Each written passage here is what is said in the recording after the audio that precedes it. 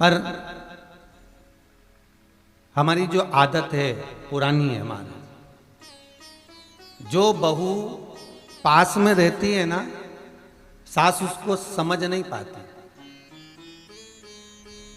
और जो बहू दूर रहती है ना, सास उसको बहुत श्रेष्ठ समझती। अरे बहुत बढ़िया, बस 2-4 दिन पूना से आई, मुंबई से आई, कहीं से आई, और उसने थोड़ा बहुत लाड लड़ाया सासू जी से, मम्मी जी कहकर पूछा ताछा, बस थोड़ा बहुत कहा कि मम्मी जी कर कर चाय भी पिलाई, भोजन भी बनाया, आदर भी करा, सम्मान भी करा, सत्कार भी करा, खूब करा। अब वो आई कितने दिन के लिए? भाई मान लो मुंबई से और पूना से अगर वो आई है और कहीं से मान लो वो पहुंची है, तो वो कितने दिन के लिए पहुंची? कुछ 8 दिन 10 दिन या 30 त्योहार पर आ गई, दूर रहती है ना, तो वो कहे दूर के ढोल सुहावन महाराज, बहुत बढ़िया। वो फोन लगा के पूछ लेती है हाल चाल, कैसी हो मम्मी जी, कैसा हो, क्या बात है क्या नहीं, तो वो बहुत अच्छी लगती।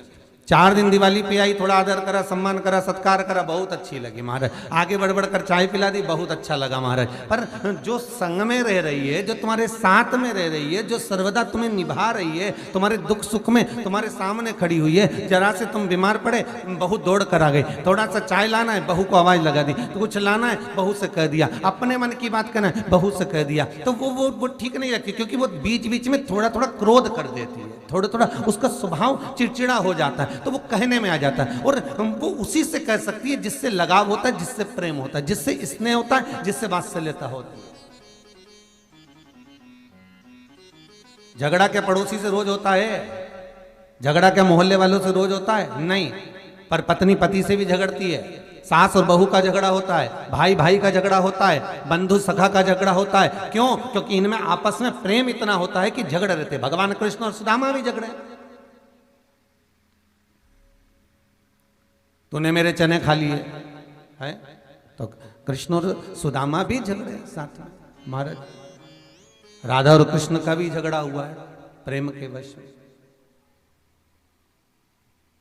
तो ये विचार ना करें हम कि महाराज हमें बस यही भ्रांति में हम जी रहे हैं, हम दूर के ढोल सुहावने लगते हैं महाराज। और जो देव अधिदेव महादेव जो मृत्यु लोक पर विराज रहा है, जो मेरा शंभु, जो मेरा शंकर नित्य इस मृत्यु लोक पर विराजमान है, बस हम उसको नहीं जानना चाहते। हम सोचते हैं हम वो भगवान का भजन कर लें, हम वो देवता का भजन कर लें, हम उसका स्मरण कर लें तो हमारा ये कार्य हो जाएगा। शंकर भगवान कहते हैं मैं तो यहीं बैठा हूँ, कहीं जाने की जरूरत ही नहीं है तुमको, यही मृत्यु लोक, यही भूमि, यही पृथ्वी, कहाँ जा रहे?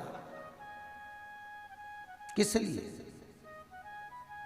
हम क्यों भटके?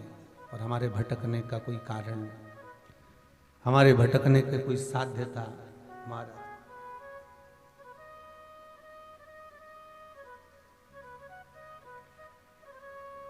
एक बार माता पार्वती जी ने भगवान शिव से कहा, भोलेनाथ आपको मालूम है कुछ?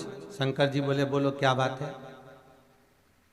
सारी दुनिया के लोग सारे 33 कोटि देवताओं को भजते हैं और आपका भजन नहीं कर पाते, आपको मालूम है? शंकर भगवान बोले भले मत भजने तो क्या हुआ? बहू पड़ोसन को कितनी भी चाय पिला ले, बहू पड़ोसन को कितना भी अचार खिला दे, बहू पड़ोसन के कितने भी पांव छू ले, तो ईमानदारी से बोलना क्या पड़ोसन बहू को अपनी जमीन जायदाद का हिस्सा दे देगी? क्या पड़ोसन अपनी जमीन जायदाद का हिस्सा, अपनी प्रॉपर्टी का हिस्सा क्या वो दे देगी? नहीं। पड़ोसन अपनी जमीन जायदाद का हिस्सा, अपनी प्रॉपर्टी का हिस्सा उसको नहीं दे सकते, उसको नहीं प्रदान करेगा। पर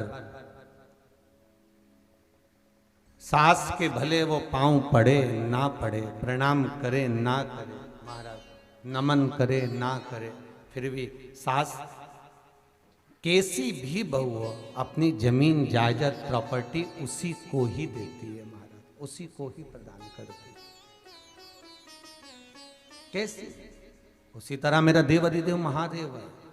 तुम संसार में जन्म लेने के बाद कुछ भी भजो, तुम कुछ भी किसी का भी नाम स्मरण करो, किसी से भी कुछ भी कहो, पर मेरा शिव, मेरा त्रिकालदर्शी, मेरा कैलाशी, मेरा अविनाशी, मेरा शंभु, मेरा भोलेनाथ, वो जानता है कि तू है तो मेरा ही,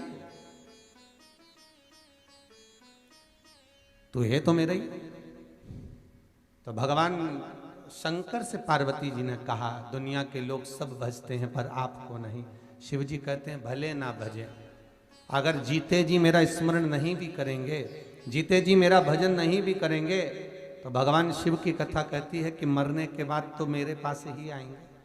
बाबा भोलेनाथ का चरित्र है कि शिव जी शमशान के निवासी हैं, शंकर शमशान में रह रहे, आएंगे तो सही, तब देखा जाएगा।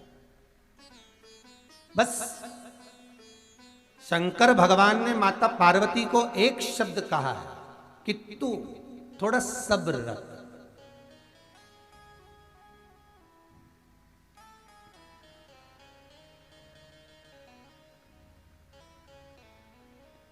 और ये दुनिया का सबसे विचित्र शब्द है,